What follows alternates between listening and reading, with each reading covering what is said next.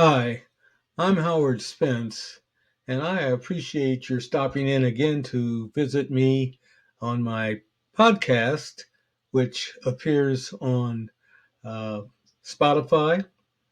And also, you can find my podcast by going to my uh, online blog podcast site, which you can find at my website, black-gold.org.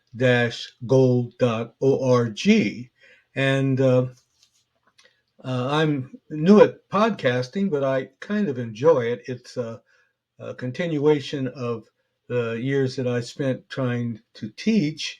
And my students were really an interesting lot. I learned a lot from them. I hope they learned something from me.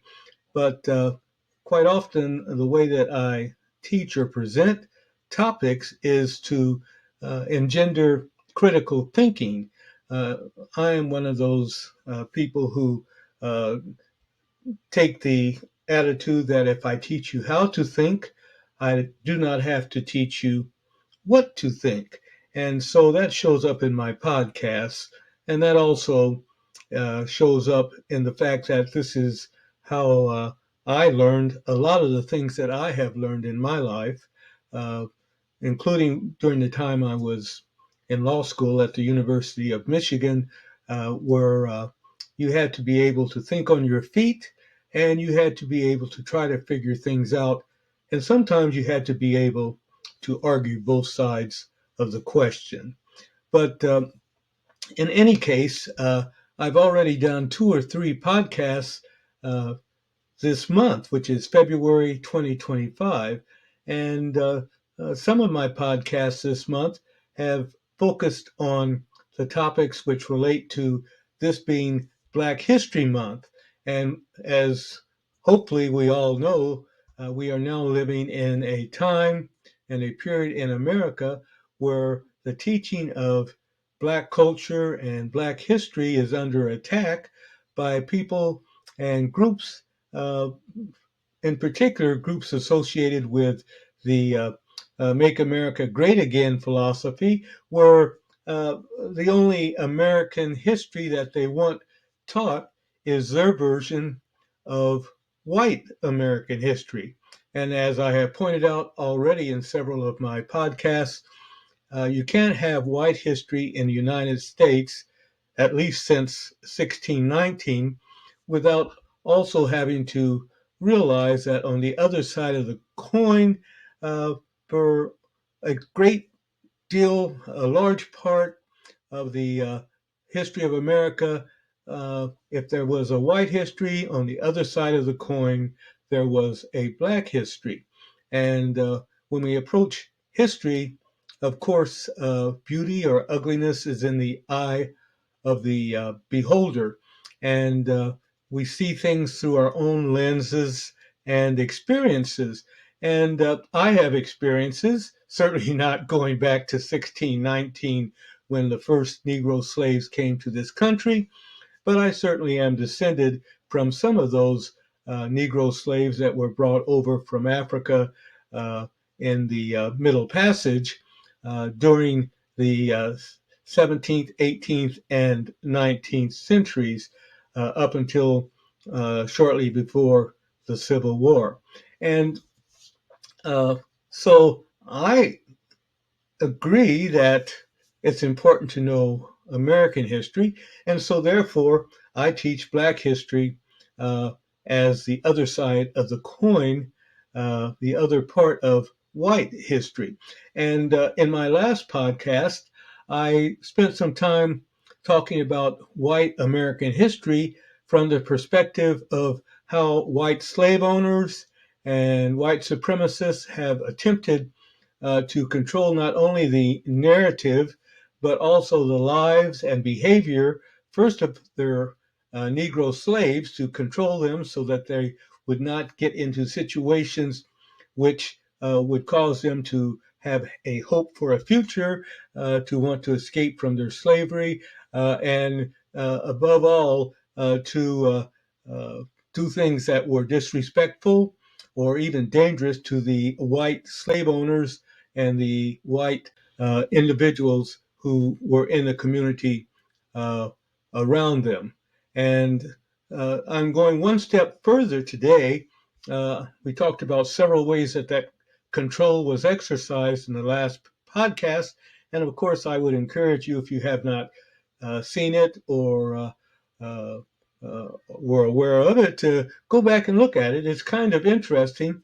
It reflects the fact that the control of people of any race and ethnic background quite often is a painful process, quite often is a very racially charged process, and quite often leads to results where groups of people in large numbers end up dead, slaughtered, mistreated, and in fact, in some instances, whole groups or races of people end up in gas chambers or otherwise exterminated as a final solution. And we saw that in the past century, immediately prior to World War II, and the setting there, of course, was in Nazi Germany, where a race of people, uh, a Jewish race of people in Europe, were rounded up and exterminated. And so today I'm going one step further, and this will be a shorter podcast. And I want to just deal with the topic of white terrorism, white race riots, uh, ethnic intimidation in the United States as directed toward Negro slaves and their descendants. And one thing you have to understand or study to understand is the fact that uh, raising slaves was considered by white people not only to be very profitable, uh, but they also considered that to be a situation where they were dealing with beings who were less than human, less than they were, uh, basically their own equivalent of some of the cattle that they raised. And You could treat them in any way. And in fact, the first step toward being able to control and the first step toward uh, being willing to exterminate a people is to dehumanize them. And that was not difficult for white Americans to do as a part of their history. So they talked about way down on the Swanee River and about Negro slaves being happy, and in the words of some Make America Great Again politicians, such as Ron DeSantis, who still is the governor of Florida, uh, black people's history basically should be seen through their lens as doing the Negro slaves that they brought here and beat, and in many instances actually killed, doing them a favor, bringing them from Africa so that they could have a hope at some point of learning a trade. And so, hoeing cotton, or picking cotton, or whatever, uh, the work that they were given, the beatings that they were given, was a part of their training. And with that type of attitude, we talked about the several ways of control, including the use of religion to control the Negro slaves and to tell them they had no hope of uh, any heaven on earth. They should be patient and receive their reward at some future time in a heaven for Negro slaves. And we still hear echoes of that from some Make America Great politicians today, including and up to uh, the present Speaker of the House. Mike Johnson has had some interesting comments to make about making America great again and the role that the descendants of Negro slaves today might have in America. Uh, and also expanding that to include other people of brown color skin, including some Latinos, Native Americans, some people with yellow skins, such as Asian Americans, and certainly Native Americans from the very early days were not to be trusted. They were to be controlled. They were to be rounded up, sent away, and in some cases exterminated. But when you're in that type of situation where you mistreat people, where you terrorize people, uh, where you kill people, where you lynch people or try to exterminate them, there always is the danger that the people you are trying to control will fight back. And in fact, that fear led to a whole range of types of control activities, which we discussed in my earlier podcast. And uh, a lot of energy was expended by white slave owners and white people generally, especially in the South, where most of the Negro slaves were concentrated as a main part of the Southern uh, commerce.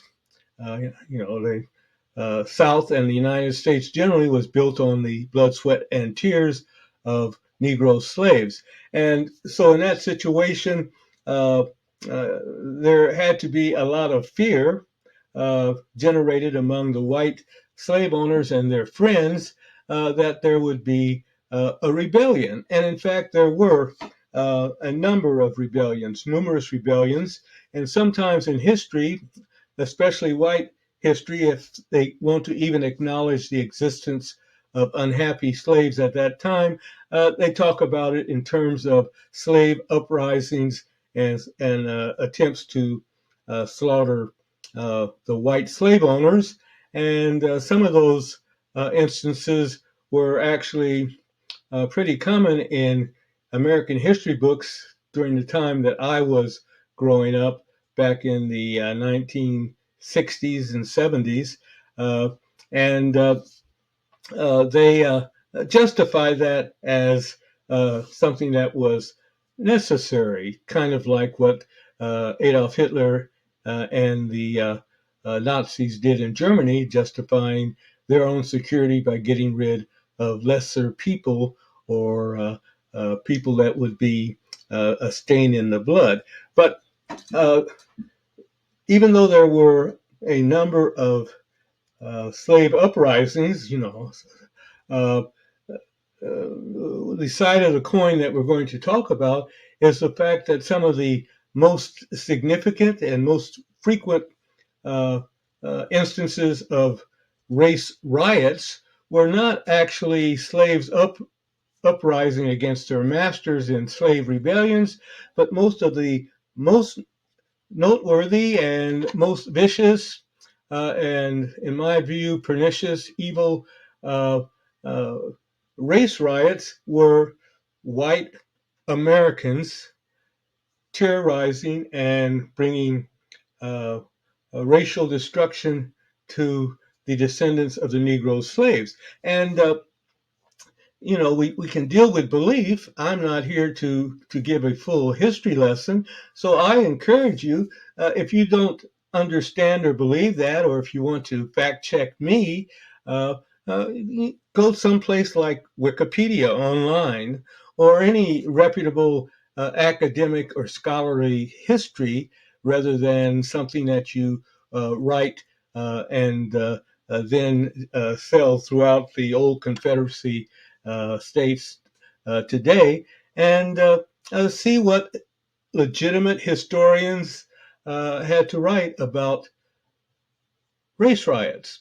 And one of the things that you will find is that those race riots, in most instances, were directed terrorist acts toward Negro slaves.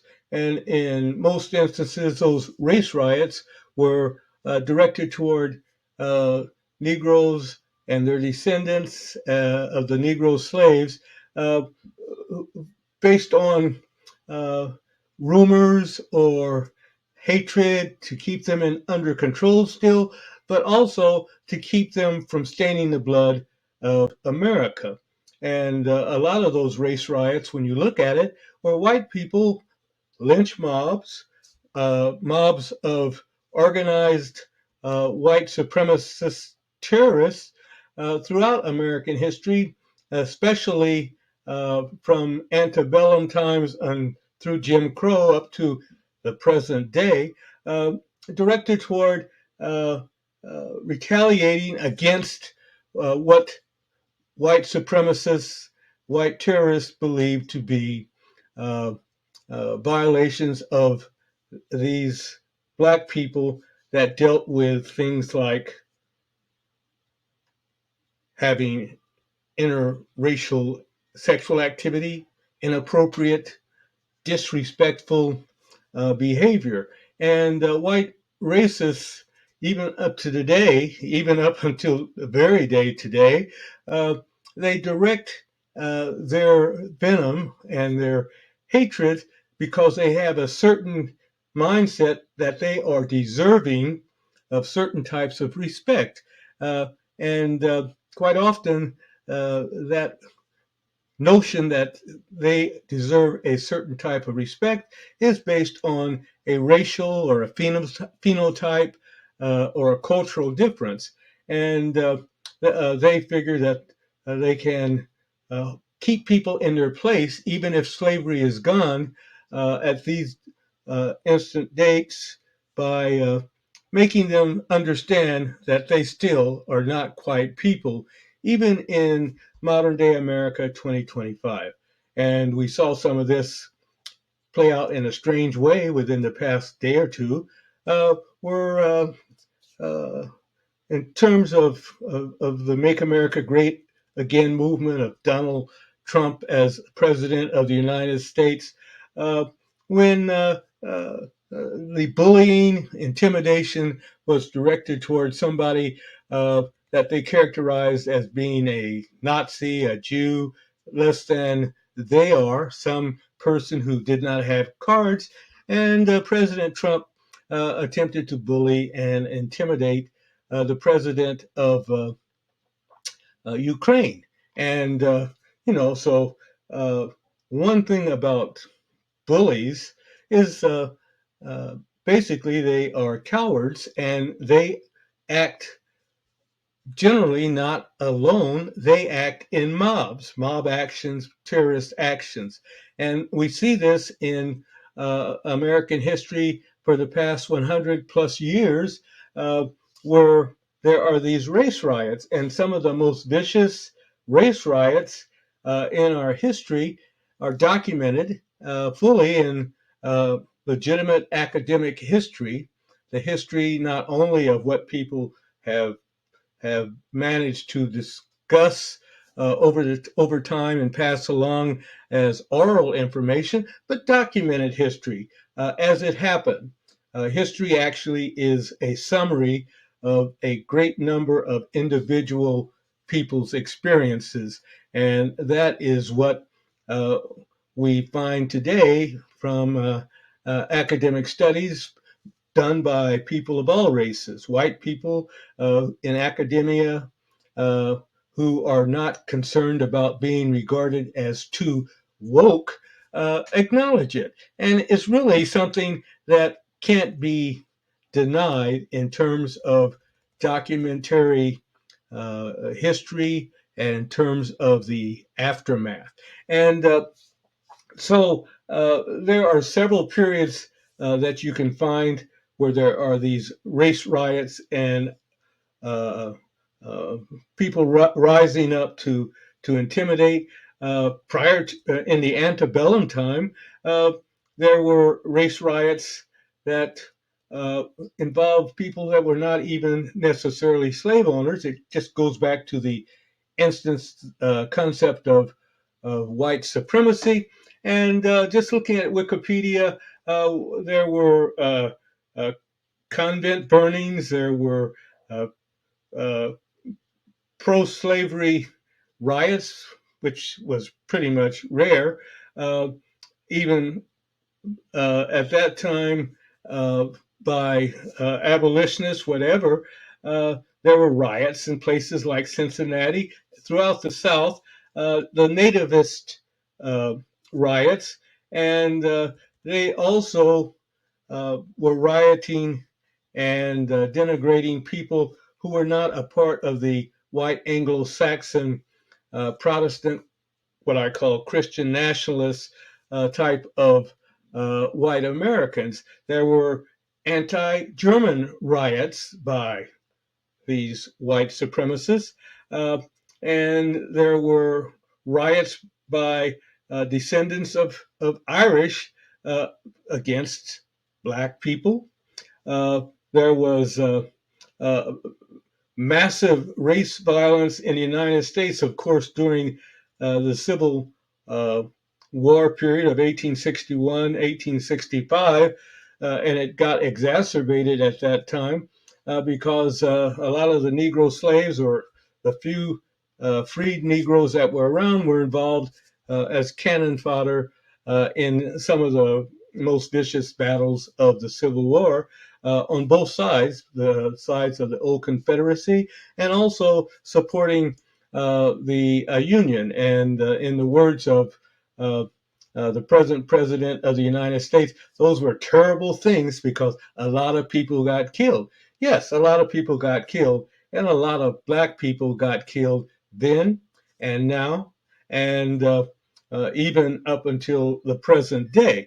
Um, so, I would recommend you go there and look through them. But I'm going to just point to a few instances where there were significant racial riots by white people that wiped out entire villages, entire cities, entire communities, hundreds of uh, uh, black people, descendants of Negro slaves at a time. And many of those, as I indicated, were engendered by somebody claiming that a black man looked at a white woman improperly, or whistled at such a person, or said some inappropriate uh, uh, comment, or, heaven forbid, violated the criminal laws that have existed as a part of the black codes and had sex, whether voluntary or otherwise, with a white woman. And so during Reconstruction, I'm just looking at Wikipedia here, some of the uh, instances of riots where black people were the target. Uh, in 1866, a riot in Memphis. Okay, and they still have a lot of that love for black people, and uh, uh, there in Memphis, where they look over the top of their glasses, and they still think that you better not step too far. The mob action, I call it mob action, the terrorist action, was sometimes spontaneous. As I indicated, a rumor comes out, whether it's true or not, and whole communities got wiped out. An example of that would be the race riots in Tulsa, Oklahoma, or some people say Oklahoma City, but it was Tulsa, where there was a community of middle class. This is after the war, of course, after the Civil War. Middle class black people, doctors, lawyers, businessmen. Uh, Outside of Tulsa, they lived together. And of course, you live together for a number of reasons. Uh, one reason is you can't live anyplace else because there is a place for you if you are black or a Negro.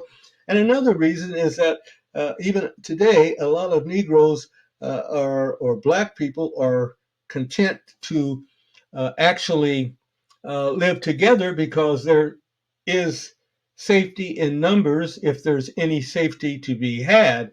Uh, if you're living alone as a black person in a white community, uh, sometimes you don't sleep too well. Sometimes you wonder where the shotgun is, or the pistol, because you are a target, and there is no concentration of targets other than you. But the instances that I'm alluding to today about terrorist white supremacist race riots in the United States were instances where mobs of people. These mobs could be, like I said, spontaneously generated out of anger about something that somebody said about somebody else, or they could be acts of control, like we discussed in the prior podcast on controlling Negroes in America uh, through history. And some of those groups are pretty well known, and some of those groups still exist today. The equivalent of white supremacist terrorist groups today, at least from a Black American history perspective, continue to be groups like the Ku Klux Klan, the One Percenters, the Proud Boys. These groups of people run around sometimes in paramilitary situations, claiming that they are liberation or 1776 militia. But in reality, what they are basically people full of hatred and disgust and jealousy and ill will toward other people who are not like them, and particularly against Black people. And so, what happened in Tulsa? Very simple. Somebody, some white woman, uh, uh, claimed that uh, I think a black man, a black woman rather, had whistled at her, and what was the result? A lynch mob, but not just one or two people, not just the person who allegedly had done this. They went out armed in a mob, which is what the best way to harass and terrorize, especially if you're cowardly. Safety in numbers, you can terrorize in numbers. So many white people with guns went and kicked in doors and marched off these Black doctors, Black lawyers, Black business people, and took them downtown and basically shot them, kind of like the Nazis did with the Jews during the Holocaust. And, all these Black people just disappeared. Their town was burned down. Uh, and, of course, the white people didn't really know what happened. Nobody was talking about it. It has, that happened, I believe, back like 1912 or early on in the 20th century. And some of the last survivors of that particular white race riot uh, are still around. We have one or two of those Black peoples, their descendants, their children, their great grandchildren, whatever, who were there and saw what happened, still alive, trying to get something called reparations, uh, uh, which is not going to come. And, a bunch of white people said, no, that didn't happen. Didn't happen. Of course, within the past 10 years, Tulsa has uh, put together a commission to look at it, and lo and behold, what do they find? Well, mass graves full of hundreds of Black people who had just disappeared, buried right there, shot, killed, lynched, whatever. And so I guess basically the bottom line is after a century of lying, the truth comes out. And the truth comes out also from a very similar situation that occurred in Rosewood, Florida, which is a community, used to be a community, about 60 or 70 miles north of Tampa in the panhandle region of Florida, in a similar situation and a similar justification and a similar result. A whole town of Black people wiped out, many of them dragged away and lynched, men, women, children, uh, and they just disappeared. White hatred and acting out for revenge, for retribution, their fears, to continue the control that they felt as white people they needed to keep there. So this is basically uh, white history. But from a black person's perspective like mine, this white history is a heinous act, a heinous series of acts, aggression, inhumane treatment, and basically they're just murderers and haters. I call them haters. You know, haters can come in any color, shape, size, or uh, uh, gender, but you know them when you see them by their acts. By their acts, you shall know them. And so those are two riots where entire communities were wiped out. And coming up to more recent times in American history, in Black history and white history, we find additional race riots still built around the concept of uh, vengeance, retribution, control. And, just taking a moment here to look, where have they had mass lynchings? Where have they had lynchings of uh, uh, black Republicans back during the day? Things have changed.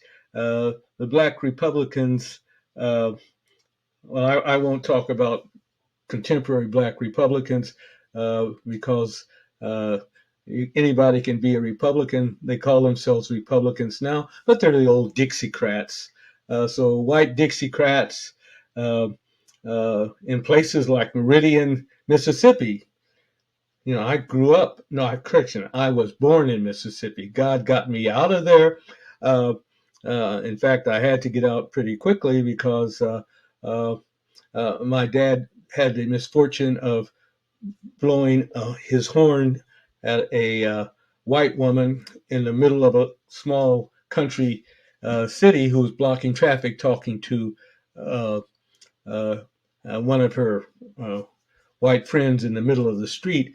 And no question about it, there in Mississippi, the next day, my family, including me, because I had been born in Mississippi, uh, were in a car headed north to Chicago and eventually central Illinois to make sure that we were not fatherless, that my dad was not killed. But, I mean, it gets close to home. Even more recently, some of my cousins who have remained in the Memphis area, who have remained in Mississippi, have come up mysteriously uh, dead, supposedly fleeing from the police and drowning in 6 inches to a foot or two of water. Uh, Tragedies, but still a part of uh, the same mentality of you're out of your place and you're out of your mind, and soon you will be out of your misery. Um, and where else? St. Louis. There were some uh, serious race riots by white people in St. Louis, uh, Missouri, or Missouri as sometimes I say. Also in 1908, there was a race riot in Springfield, Illinois, right there in central Illinois.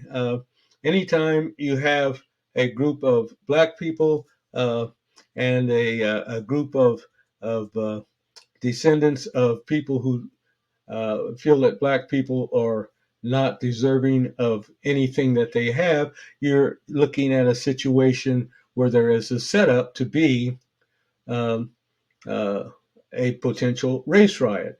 And like I indicated, in America's history, most of those race riots were riots by white people that victimized black people. There was a race riot in Chicago in 1919. Well, I mean, uh, Osceola, Florida, 1920. Rosewood, okay, that was 1923. I was close in my recollection of the date. I don't speak off of prepared notes. I just speak off of recalled uh, incidents. There was a Detroit race riot in 1943. Um, it's somewhat painful because even today in Michigan, where I live, there have been historically instances where groups like the Ku Klux Klan have shown up, and uh, there have not been mass race riots in Michigan directed toward black people more recently, but even today, we have a president who's talking about uh, justification of the Insurrection Act and going into urban areas where these criminals live. And by the way, that's an acronym or a synonym, rather, some racists use for black people, Negroes, Latinos, and whatever, not like us, criminals, rapists, this type of thing. And, the answer is what? The same answer that the Nazis used in Germany. Go in there, send in the military, drag them out, make an example of some of them, perhaps kill the ones who are truly dangerous, whatever that means. Uh, and in many instances, you're dealing with unarmed people. Although I have to say that it's my understanding and observation that there are some individuals who are black and in black groups for self-protection, but there's one aspect of it, and you see it now, even as people bend to the will of tyrants and bullies, uh, that you're in a situation where uh, the numbers do not favor you, uh, and uh, you're dealing with groups of people who generate their own numbers because basically part of the cowardice is not a one-on-one thing. Normally, it's a mob on an individual or small group of poorly armed people, and so the story is not yet over. It continues to be rewritten. One thing about history, we've been talking about American history, white history, and black history, but throughout ages, it comes and goes in cycles. People who are not like us are therefore not people, and they don't deserve to live, and they're taking something that belongs to us, and they're poisoning our blood. Uh, and as I indicated in my earlier podcasts, uh, dealing with control of people and their methods of control, yeah, black people have done this too uh, against other black people and against white people. And we see this continuing to fester. It's just like now, the United States is going through a period of apartheid generation, kind of like what existed in South Africa. And we have people, uh, uh, white people or people of the descendants of white colonial settlers in South Africa that oppressed the black people that they found there, and they exploited them. But now we see some of those same Nazis and same apartheid advocates and same haters immigrating to the United States and falling back on what they call their whiteness or their uh, entitlement, and generating hatred that they bring with them, which may be innate, against uh, black people. And, where will it end? Who will be the next person that gets the shaft because somebody, uh, some coward, some uh, terrorist uh, wants to assert their own worthiness at the expense of somebody else, or maybe even their lives? So that is the concept. But if you go and like I said, go someplace like Wikipedia, uh, Google it, uh, uh, open your eyes to the fact that maybe this stuff is not what you've heard or believe. And, I would hope that you would, at that point in time, say, even though history repeats itself, if we shine the light on it, the light of truth, the light of facts, if we educate our children about the dangers uh, of things that we have seen ourselves, uh, like I grew up shortly after the Holocaust, uh, shortly after World War II. And, things I have seen, things I have had my uh, father and other people experience, uh, I lived too. Just like a parent lives in your memory, the truth and the information they give you live in your history. And it's all a part of the fact that even today, for example, uh, uh, a lot of black parents, mothers and fathers, have to have that talk with their children.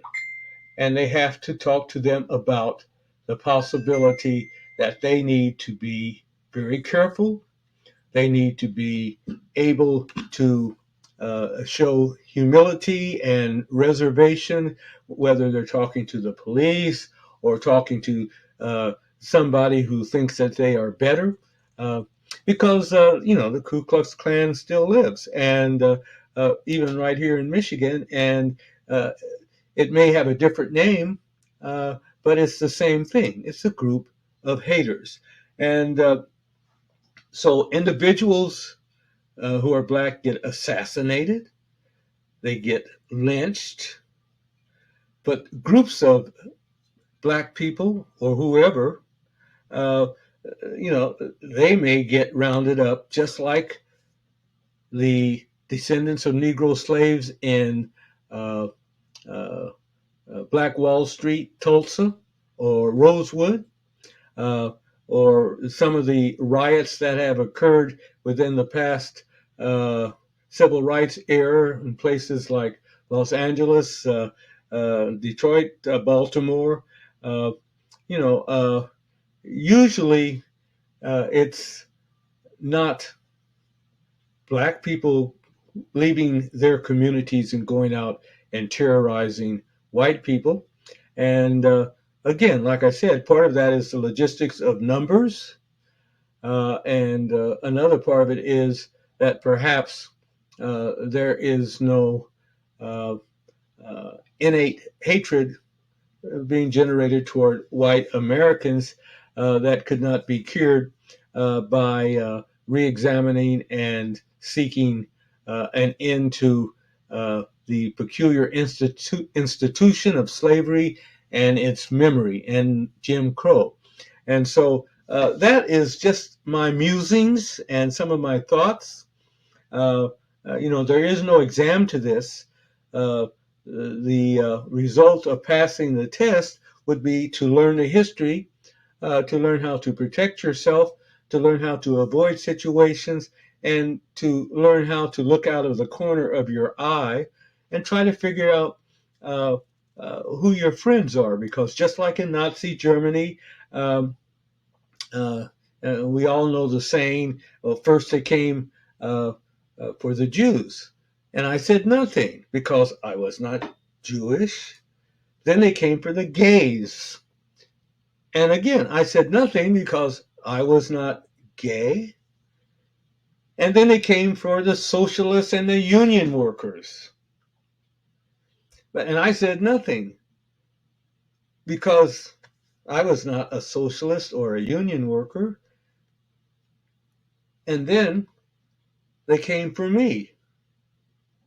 And so I guess the question I'm raising in this podcast, in this presentation, is maybe they're coming for you. And how could you avoid that? The easiest but most unlikely way to avoid that is to educate our kids, black, white, brown, yellow, uh, and to let them know that it takes work, it takes diligence. You must be aware of and work every day to try to get along. And uh, one of the things that white supremacists in the United States have historically done is to divide and conquer, to split. And there's always looking for some difference, some characteristic. Oh, you are a really black man. Ugh. Oh, you are a good person. Oh, my gosh, you're passing. You're white. Uh, uh, or uh, how wonderful you have a white wife. Good sign. Be careful. And it goes on and on. But by splitting people, it's just like if you look at some of the litigation where the Supreme Court has finally been able to say, oh, we live in a post-racial America. And so they do away with things like educational opportunities for minorities and so forth. Well, yeah, you live in a post-racial America. No, I don't think so. But, if you want to believe that, that's fine. And so what do you see? You see people who are Asian suddenly saying that we are discriminated against because there are some lesser people, for whatever reason lesser, it's in their mind, uh, who are getting the benefits that should be ours because we are not lesser people. But I would just remind my friends and even some of my acquaintances who may not be my friends that just like in Nazi Germany, who's going to be there for you when they come for you? And I have a lot of friends of all races. I actually love people of all races. That sets me up for hope. It's a part of my own belief of what is a Christian attitude and behavior that I want to follow in my life. I have an understanding of what is acceptable uh, uh, behavior, what is peace Christian behavior. But people who are, for example, let's say they're Asian, um, well, they're going to be Asian. And a lot of times there's animus that has been generated between Asians and black people by white supremacists who don't want them to both think and understand that when all is said and done, no matter how smart you are, how cute you are, whatever, sometimes you're going to get cut out of the uh, coalition. Sometimes you're not going to be a part of the group of people in America who are deserving. And so you say, oh, would not happen. Well, all I can say is if you know history, whether it's white history, Asian history, black history, if you know American history, you know that it was not long ago, it was during World War II, Franklin Roosevelt and the Republican conservative Supreme Court of Dixiecrats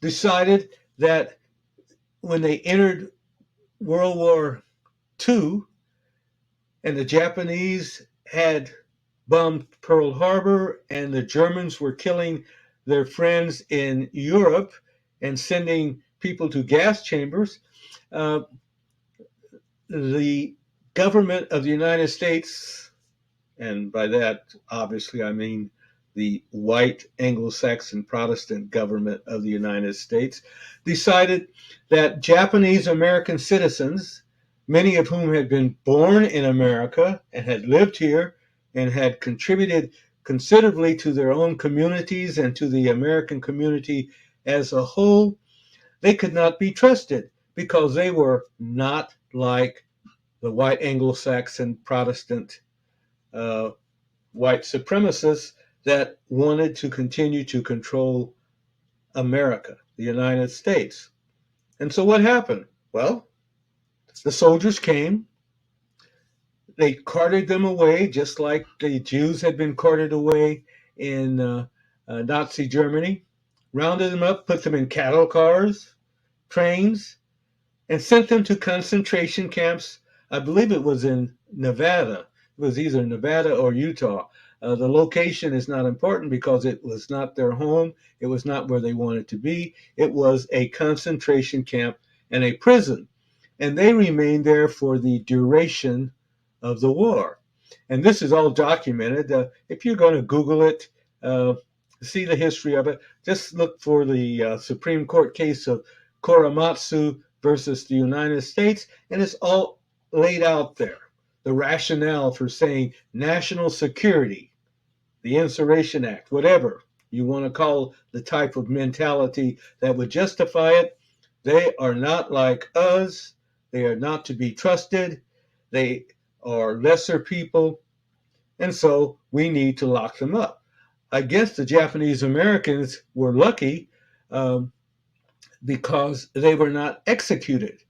Because if it had come to that, I'm sure that the same people who would cart them off to concentration camps would be of the mind that maybe their lives were not worth feeding or saving. And, was it racist? Of course, because during that same war, the United States was fighting Japan, although they went to Europe first. They were also fighting Germany. And there were a lot of German Americans here, just like there were a lot of Japanese Americans. But Germans were a lot more like white Anglo-Saxon Protestant white Americans. And they could be trusted, even though there were U-boats, submarines right off the coast of the United States. No German Americans were marched off to concentration camps because they were more like Americans. And, so who will be selected? The Chinese for years were not even allowed in the country because they were lesser people. And they came here and they used them for sort of slave labor to help build a transcontinental railroad. And then once they were here, they allowed them to stay. And it's kind of a reoccurring part of history. When you're useful, you can come. When you're not useful, you're not useful. You gotta go. And if you don't go, then we'll have to get rid of you. And, so you see it with Latinos. Latinos, they're here. Many Latinos go back much further in American history than a lot of the white Anglo-Saxon Protestants who now want to control America like they always have and make it great again. But, you've got to know who your friend is and how to make sure that your friend remains your friend, and that occurs through education. And kids are not born haters. Kids are taught to hate. And a part of that teaching kids to hate is to teach them a history that says it's okay to hate, that there are lesser people, and then there are us. And, so now they're sending a lot of the Hispanics out of the country, the light skinned ones. And many, it's kind of interesting. Many people think that they are white until they're told they're not. And, Hispanics, Latinos, there are many different types of uh, Hispanics. Some are white Hispanics, some are black Hispanics, some are just Hispanic, I guess is one way to say it, or Mexican Hispanic. And then, of course, there are Cuban Hispanics, different groups of people. Some look at race differently, but they all are in that category of you're not a part of what made America great. And so you're on the verge of being expendable. And to avoid that, you need to teach your kids their history so that they can better prepare themselves to make their friends, to educate their friends. Uh, I look forward to, I really do, although I'm quite old, I guess I'll never see it. I look forward to, and I used to tell my students when I taught at the college level, I look forward to a day when there is no black, white, red, yellow uh, uh, Americans, but there are a race of Americans. And it kind of happened in Egypt in ancient times.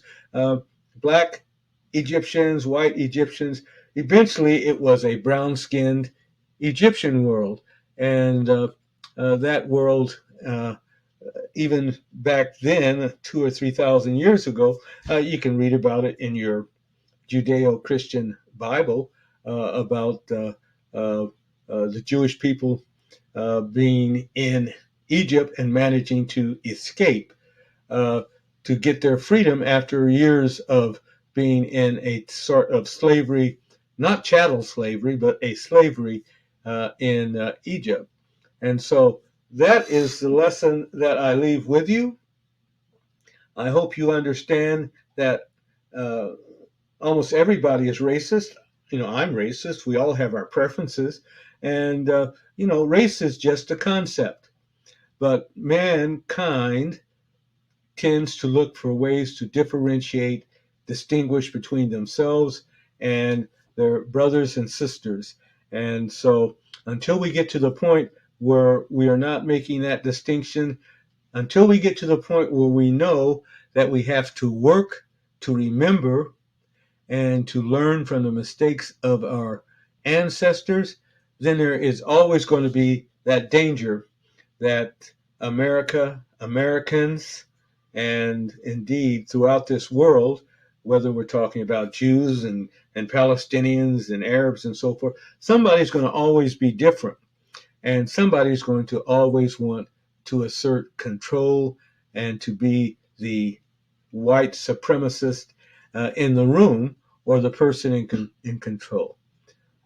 I hope that I have not offended anyone. This is my understanding of history.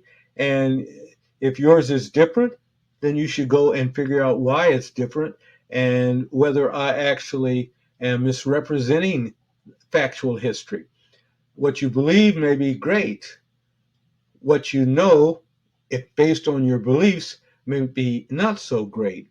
So if you can't believe what your eyes see, uh, then maybe you're not woke.